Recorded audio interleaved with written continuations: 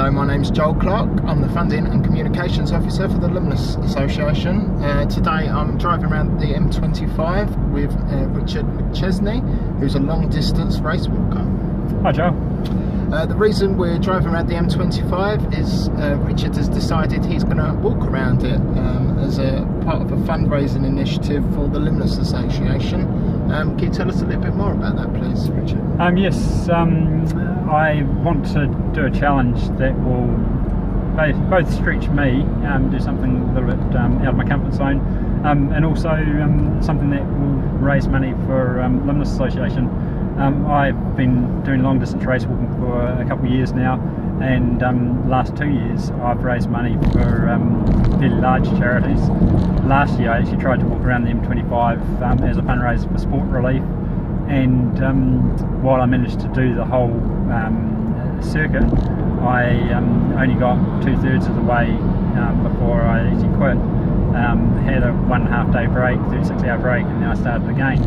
And so I want to do it this time non-stop. Okay. How far is it? If I don't get lost, it's 160 miles, or at least the route that I've mapped out to walk is 160 miles. So I'm going to be walking on the A and the B roads on the outside of the M25 as opposed to the M25 itself. And as I tried it last year I ended up walking a total of 177 miles. I got lost a few times. But in theory, 160 miles. So just curious, how'd you get lost walking around the M25? So I have to walk on the A and the B roads on the outside of the M25, and they don't follow the exact same route as the M25. So you're zigzagging back and forth a little bit, going quite away from the motorway, coming close again, and you're very much reliant on maps. You get to an intersection and you don't know whether you're going straight ahead, left or right. So last year I had printed paper maps that at times I was having to read them myself. I had a support crew for some of the walk, but not all of it, and I just made some errors at different times. At one stage I had been walking for 2 hours when I passed a street sign that I'd passed 2 hours earlier. So this year I'm aiming to improve that by using Google Maps on my phone, and I should be able to see where I am compared with the route that I've got mapped out, and hopefully not disappear too much off the main route. So where did you get the idea to walk around the M25 then? Well, as you probably can gather from my accent, I'm not a local. I'm from New Zealand originally, and when we moved over to England in 2008, it was the first time I heard about the M25 motorway, and I was impressed to think, there's this huge motorway that goes around the outside of London. And at the time I was training for triathlon, and I thought it'd be great to cycle around the outside of the M25, and I never got to do it. I ended up getting injured as a runner, couldn't run anymore, and I took up race walking. And then last year I decided I wanted to raise money for sport relief, and thought, why not have a go at walking around the outside the M25. So that's where it all came from. Fantastic. So 160 miles is a hell of a long way. Do you really think you could do it non-stop? Yes, I do.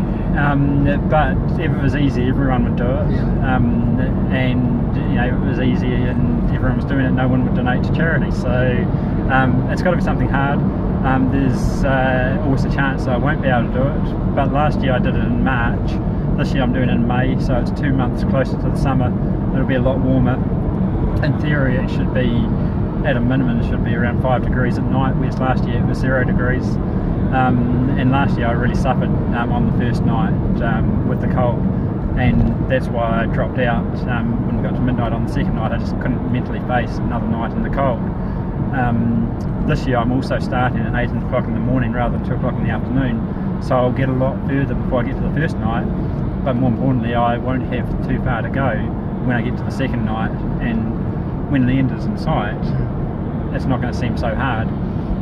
And the other thing I'm doing is this year I'm walking in an anti-clockwise direction, whereas last year I walked clockwise, and while that in itself doesn't seem to make any difference, because I live in southwest London, I know the bottom of the M25 reasonably well, and so I think, and I'm hoping, that when I'm tired on that second night I'm going to be in the area that I know a bit better, and just knowing the area will will help me more mentally than if I'm in an area I don't know.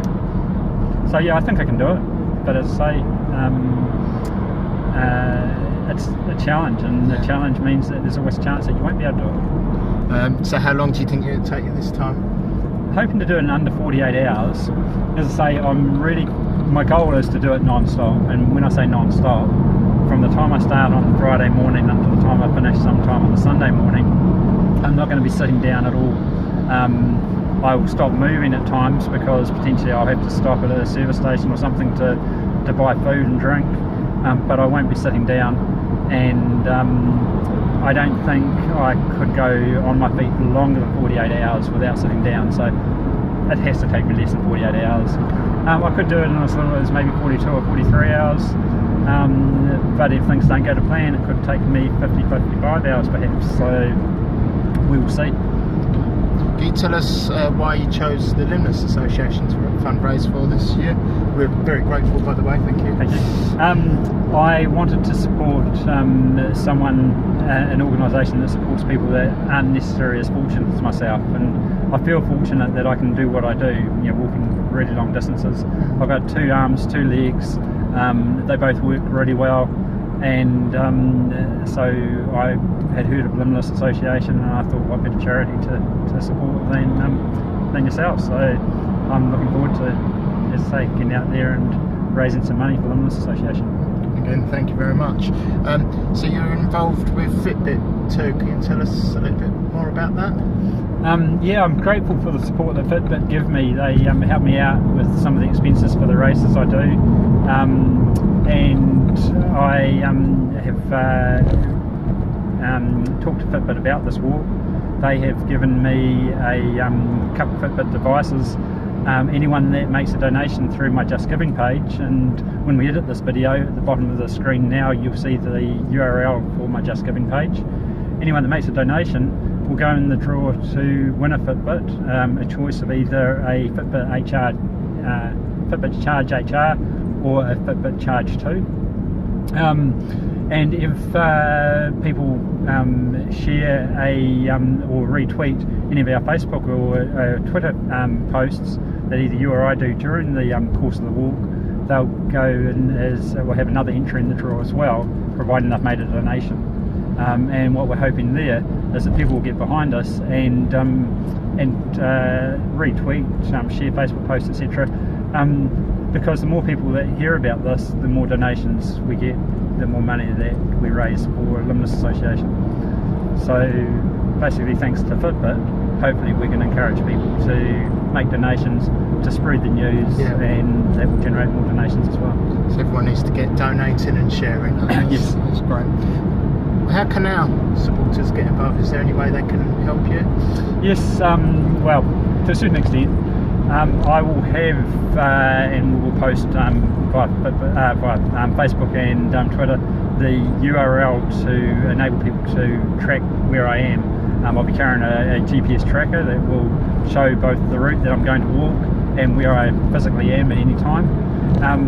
It will be a little bit out of, it won't be 100% live, as it'll be a couple of minutes behind, so if someone goes on to the website, they'll be able to see where I am, but it could be where I was 3 or 4 minutes or 5 minutes ago. But it'll give people a rough idea of where I am. They can watch me over the course of the 48 hours or so, and if they want to, it'd be fantastic if people wanted to come and meet me on the course. I can't promise to be in any place at any particular time, but by using the GPS tracker, they'll be able to see where I am and perhaps work out that they could meet me at a certain place. And if they did, and they bought some food or some drink, that'd be fantastic as well, because it would save me having to stop to buy food and drink along the way, because every time you stop, while I'm not going to be sitting down, it's a little bit harder to get that momentum going again. So if I can keep walking without having to slow down or stop, that'd be excellent. Is there any special requests for any particular food or drinks people can bring along? Yes, the strange thing about doing events of this distance is you have cravings, and so while I might say, it'd be fantastic if people bought some, fruit, oranges, apples, bananas, there'd be stages where I want biscuits or I want chocolate or something like that. So anything and everything accepted. and you know, if people do give me some food and I don't want it, I'll just say that sorry, at the moment you'll be off anyway.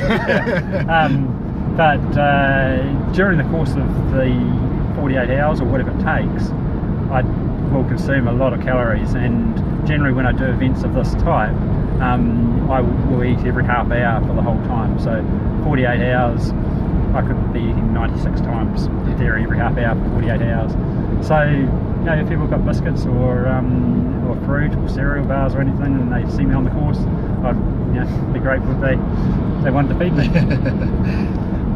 What about the risks with walking around the M25? Is there many of those? I suppose anytime you walk anywhere there's a risk of a certain type, you know, that you're going to get hit or that you're going to fall over or whatever. During the night sections, and there'll be 2 nights that I'll be walking. The Friday night I should be okay because I'm still, you know, I've only been walking for 12, 13, 15 hours type thing. But the second night I'll be quite tired, and that'll be a bit more risky. But during the night sections I'll have a head torch and a flashing red reflective light on my back, and I'll be walking on footpaths the whole time where possible, and when it's not possible I'll be walking on the right hand side of the road facing traffic.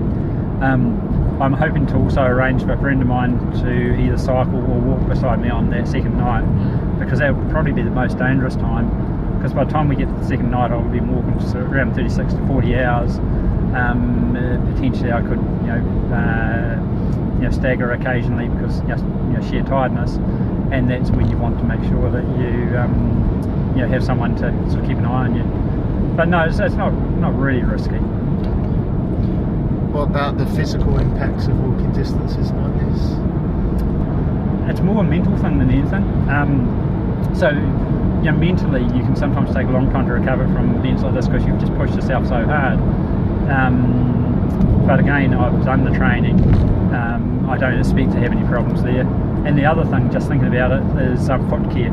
So for instance, if it rains during the walk, I can end up with some damage to my feet, blistering, etc. And that could be the thing that impacts most on both the walk, the pain that I'll be in walking, if you've got badly blistered feet, but also the time it takes to recover afterwards. What sort of pace do you walk at? So it probably varies. It does. All the time. So when I'm training, I will walk at roughly 5 miles an hour, and that's the pace that I'll start off with, or maybe just a little bit slower than that when we start the walk. And I'll hold that for the first 6 or 7 hours, then start to slow down a little bit.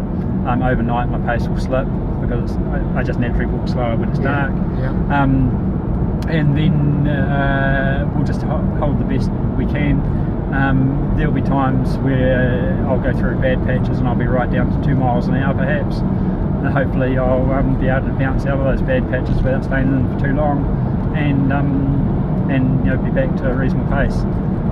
Overall, you do the maths, 160 miles, 48 hours, it's under 4 miles an hour average. But 4 miles an hour is still a fairly good pace. I'll obviously be there to see you at the start line. Might try and keep up with you for the first mile or something maybe, but what we'll do is we'll post we'll go live on Facebook, so our supporters can see, and obviously you can share as well. But we really appreciate your support, and good luck for the challenge. Thanks, I'm looking forward to it.